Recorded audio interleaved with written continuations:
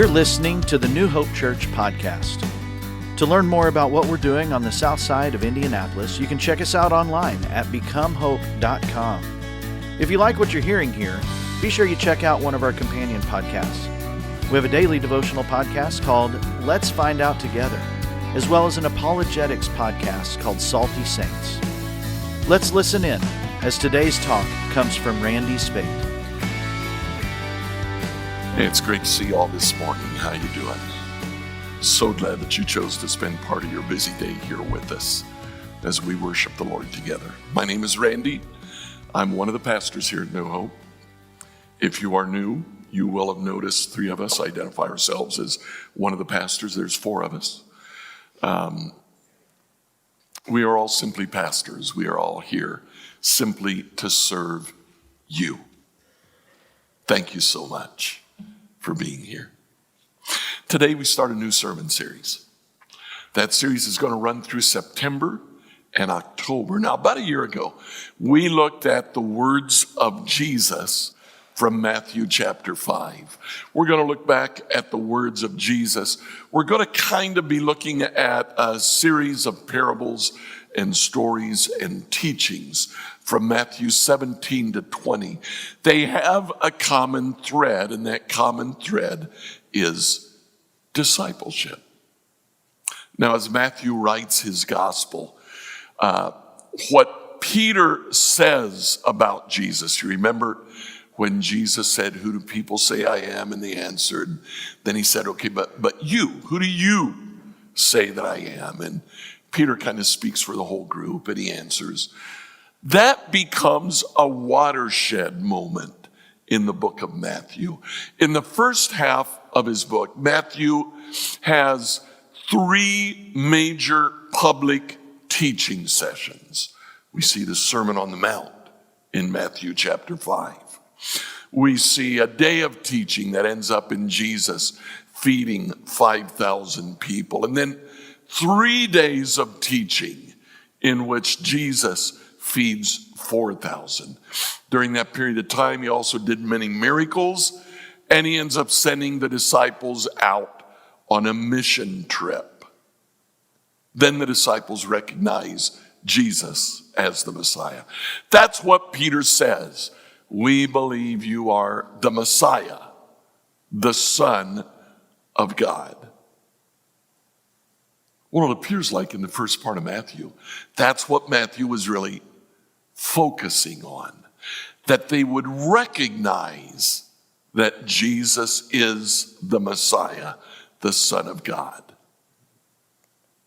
Once that's done, Jesus moves on to the next big purpose of his ministry on earth, that the disciples learn to become disciple makers. So the second half of the book of Matthew starts in chapter 17. It's introduced not only by Peter recognizing Jesus as the Messiah, but by God recognizing Jesus as his own son. We have the transfiguration. Jesus takes three of them, Peter and James and John. They go up on a mountain and they see Jesus changed in front of them. He becomes white, and then a cloud comes down from heaven, and out of the cloud we hear a voice. This is my son. Listen to him. Wow. So Jesus is recognized as the Messiah, and Jesus is recognized as the Son of God. Then they come down off the mountain, and this happens. At the foot of the mountain, a large crowd was waiting for him. A man came and knelt before Jesus and said, "Lord, have mercy on my son. He has seizures and he suffers terribly. He often falls into the fire or into water. So I brought him to your disciples, but they couldn't heal him." Jesus said, now not to the man, but to the disciples, "You faithless and corrupt people, how long must I be with you? How long must I put up with you? I don't know. I don't know about you. To me, it's kind of a relief to see that Jesus got frustrated too. He looks at the disciples and he says, come on. How long do I have to put up with you guys? Now you think about it. They have just said, hey, you're the Messiah. But it appears not to have made much of a difference in their lives, does it?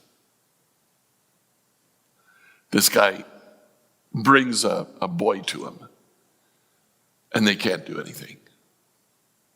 Well, we go on. Jesus says to the father, bring the boy to me. Jesus rebuked the demon in the boy, and it left him. And from that moment, the boy was well. Never had a problem again. Great. Afterwards, the disciples asked Jesus privately, so why couldn't we cast out that demon? And Jesus said, you don't have enough faith. I tell you the truth, if you had faith even as small as a mustard seed, how many of you have mustard seeds as spice in your kitchen? I mean, they're tiny. They're tiny, tiny, tiny little things. If you even had that much faith, you could say to this mountain, move from here to there, and it would move. Nothing would be impossible.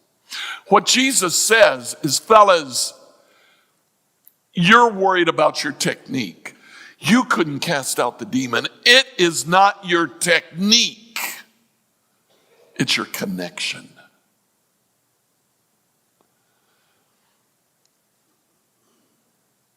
Mark says it a little bit differently. In the book of Mark, same story, but a different eyewitness brings up different things. In the book of Mark, same story. The man brings his boy to the disciples. They can't do anything.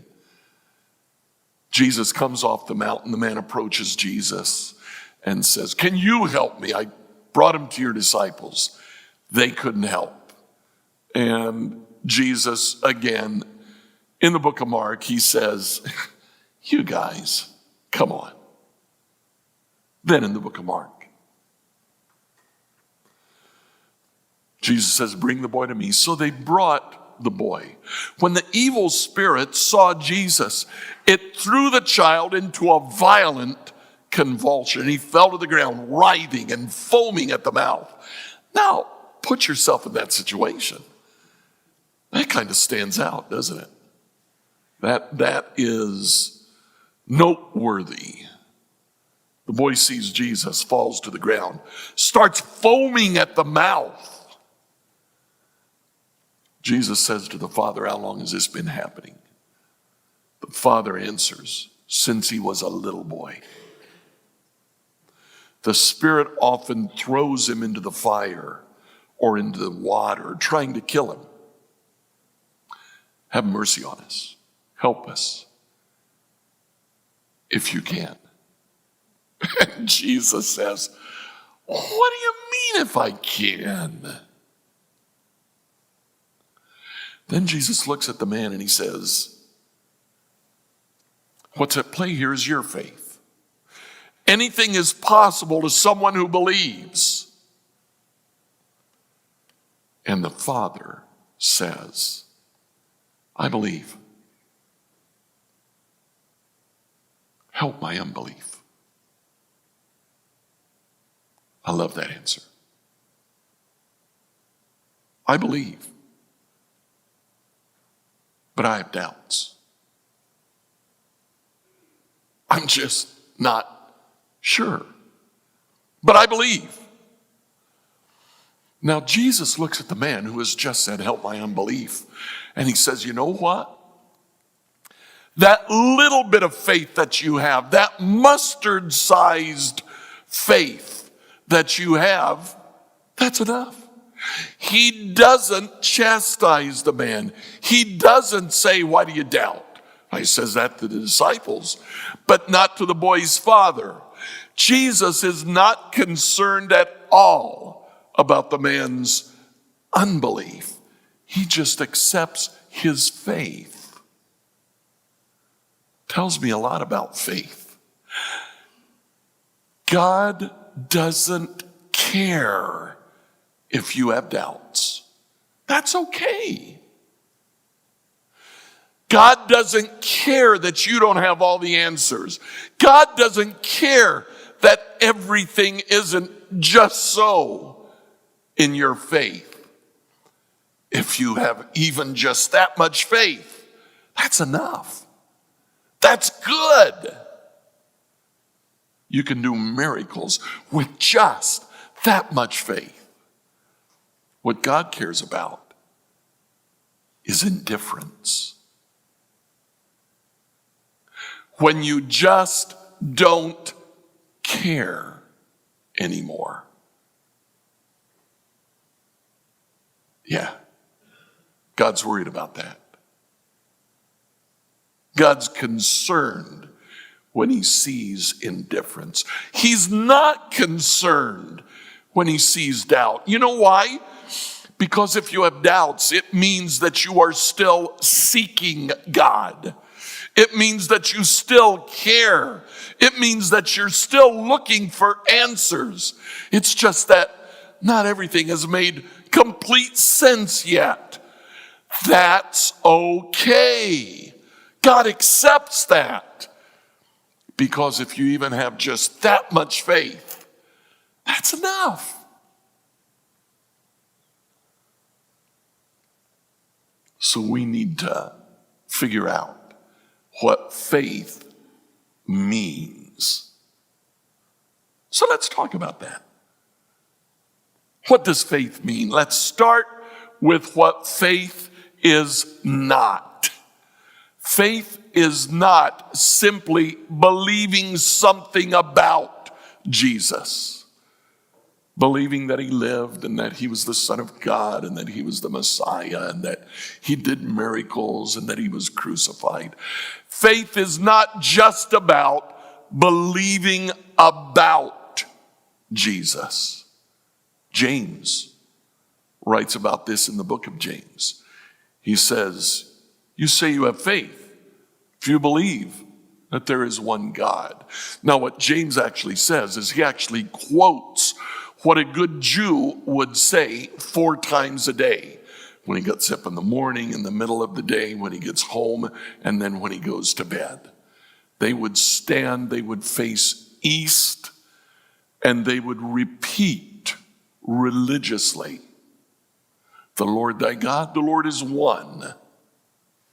James says, you believe that you have faith because you believe the Lord is one.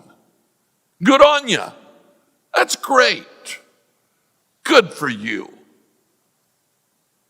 Even the demons believe that and they tremble. It doesn't do them much good, does it? Faith is not just believing something about Jesus. It is not just intellectual assent. Faith is also not about working. It's not about our behavior. Now, it may impact our behavior, but too often we start to think that faith is about what we do because we all want to earn things that are given to us. We want to earn our salvation. Faith is not about working for. Faith is also not about being sincere. Have you ever heard that? Oh, if you just believe, just have faith. Faith isn't a feeling. It's not about sincerity. It's not about being sincere in our beliefs, thinking that God will count that as a good thing no matter what we believe. No. The object of our faith is important too. Well, that's what faith is not. So what is faith? Well, great question. We could preach a sermon series on what faith is. That is a huge question. I'm not going to try to answer it all this morning. I'm just going to say 3 simple little things about faith. First of all, faith is coming to Jesus. It's seeking for Jesus. John 6:35, Jesus himself said, I'm the bread of life. Whoever comes to me will never be hungry again. Whoever believes in me will never be thirsty. You see the parallelism there, how coming to and believing are kind of the same thing. Faith starts when we begin to earnestly seek for Jesus. Faith starts when we recognize that the answer to our problems, we're not going to find it in here. We're not going to find it in ourselves. We are not the solution to our problems. We're the source of much of our problems. We got to find the solution somewhere else. We got to find the solution to our problems in Jesus. Faith starts with coming to Jesus. Then faith is receiving. John 1:12, to all who believed him and accepted him, received him. He gave the right to become children of God. If you seek Jesus, you will find Jesus.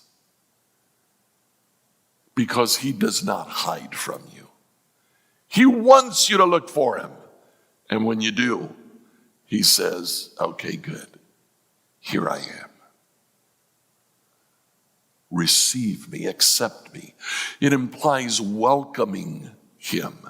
It implies a friendship with him. It implies embracing him. And when we do, look at what he does. He adopts us into his family. He makes us children of God, just as he is a son of God. We become members of his family together with Jesus. So faith is coming to Jesus. Faith is receiving Jesus. And then faith is following Jesus. Here in the very context, what the 12 disciples just heard before Jesus went up on the mountain. Jesus said to them, if any of you wants to be my follower, if you want to follow me, give up your own way, take up your cross, and follow me. He literally says, if you want to be my disciple, he starts off the second half of this verse, of this book, talking about what it means to be his disciple. Give up your own way. The actual words are deny yourself. We don't speak in that language. But what he's talking about is giving up control of your life. I don't know about you guys. I like thinking that I'm in charge of my own life. The reality is very different. I am not in charge of my own life. The more I think I am, the worse it goes for me. Jesus says, no, give up control. I've got this. If you're going to follow me, just stop trying to control your own life and recognize that I've got it. Then he says, take up your cross. They knew what a cross was. And apparently at this time, part of the punishment of crucifixion was that you would carry that heavy crossbeam to which you would be nailed and placed on the cross. Jesus said, willingly embrace your own death, your own limitations, the reality, the ultimate reality that you're not in charge. Recognize that a time is coming when you'll die. You will have given it all for me. And then follow. Do the things that I am doing. Think like me. Act like me. Do the things that I'm doing. Primarily, Jesus looked at other people. He tried to do the best for other people. Jesus says, do that. Give up control. Embrace your own mortality, your own limitations, and serve others. Follow me. 3 simple little things. Simple, right? Faith is coming to Jesus. Faith is receiving Jesus. And faith is following Jesus.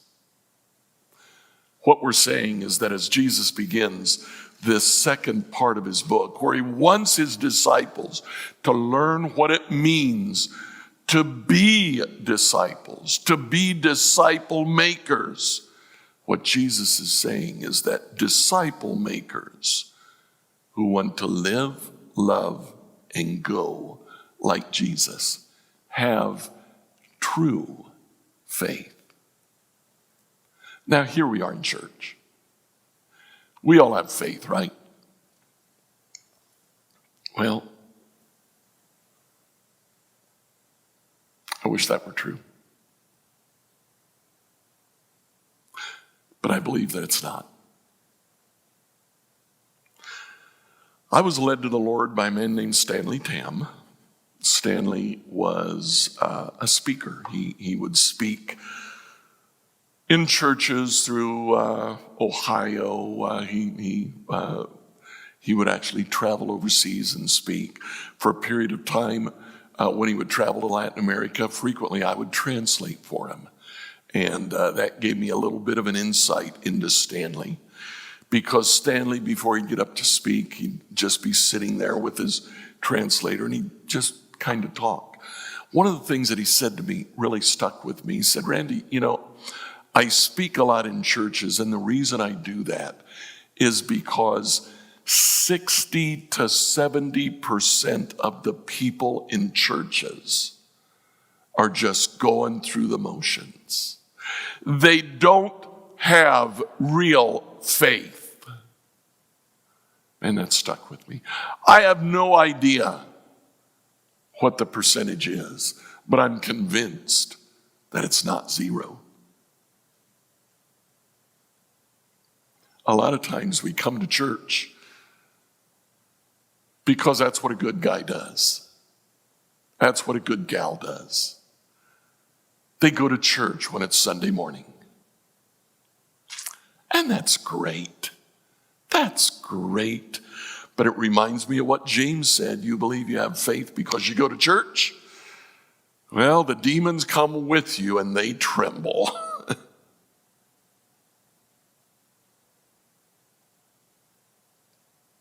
Being a disciple maker is about having real faith.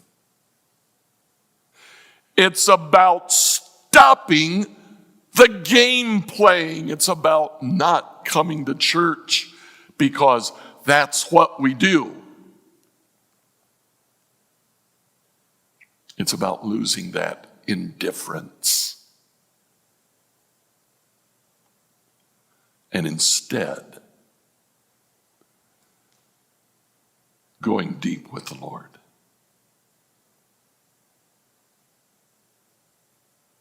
So we're coming to the end of the sermon this morning. Frequently we will take time and reflect on the sermon. Today, as you look back at the sermon, ask yourself, Where have I been indifferent to following Jesus? You know, most of us are not completely indifferent. It's not that we don't care. We're here this morning. That shows that we do care at least a little bit. But I believe that there are areas of our lives that we say, I got that. Lord, I really don't need you there. Or if you would, Lord, I really don't care for you getting involved in that. I've got that. I'll do that. Where have you been indifferent to following Jesus in your life?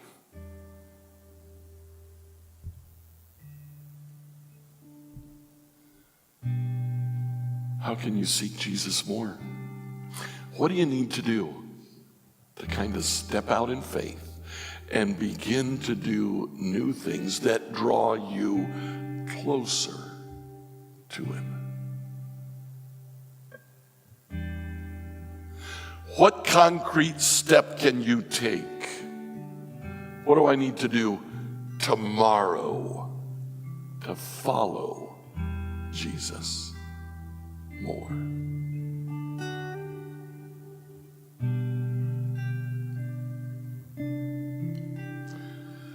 When Jesus came to the end of his ministry, he invited his friends, he invited his disciples, those who would become the disciple makers, to a meal. And during that meal, he said, I want you to remember this. I want you to remember me. I want you to come to me, to receive me, and to follow me. Later on, his other followers talk to us about that. Paul says, when you do this, when you celebrate the Lord's Supper, remember him. Spend time thinking about yourself, evaluating what you're doing, changing what you're doing if it needs to be changed. And then come and share together. Thanks for tuning in to the New Hope Church podcast. If you would do us a favor and like or subscribe on your favorite platform, we would really appreciate it. Also, if you happen to have any questions, feel free to reach out to us at questions@becomehope.com. Have a great week and know that we are praying for you as you seek to be Jesus in every corner of your world.